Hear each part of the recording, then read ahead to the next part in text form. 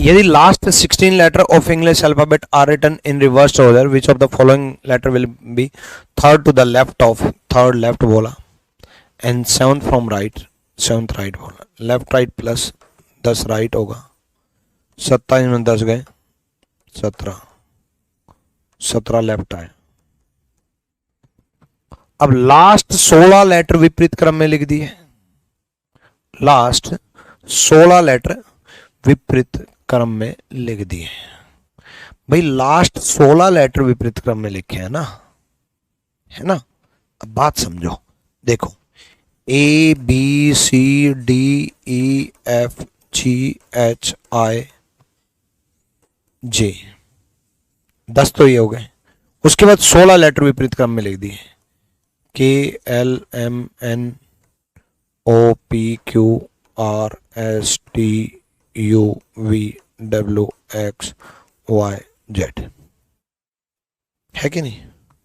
तो 17 लेफ्ट आया, 1 2 3 4 5 6 7 8 9 10 11 12 13 14 15 16 17, 17 लेफ्ट, 30 का आंसर है। तो देखो रैंडमली ऐसे लास्ट 8 बदल दे, लास्ट 10 बदल दे, लास्ट 9 बदल दिए, ऐसे रैंडमली बदल दे तो इसको लिख करके ही काउंट कर लेना। अदरवाइज मैं एक बार बता देता हूं कि 16 लेटर विपरीत क्रम में थे तो 10 तो फिक्स थे, 10 फिक्स थे, 10 फिक्स थे तो 10 कम कर देते, 17 में से 10 गए 7, और 7 लेटर जो हैं कहां से शुरू किया, 26 से शुरू किया, 26 पोजीशन है ना, तो n+1 कितना हो जाएगा, 26 + 1 27, 27 में 7 गए 20, और 20 पे क्या होता है टी, आंसर वही आएगा। जितने लेटर नहीं बदले वो माइनस कर दो, और जहां से शुरुआत हो उसका n+1 से माइनस कर दो।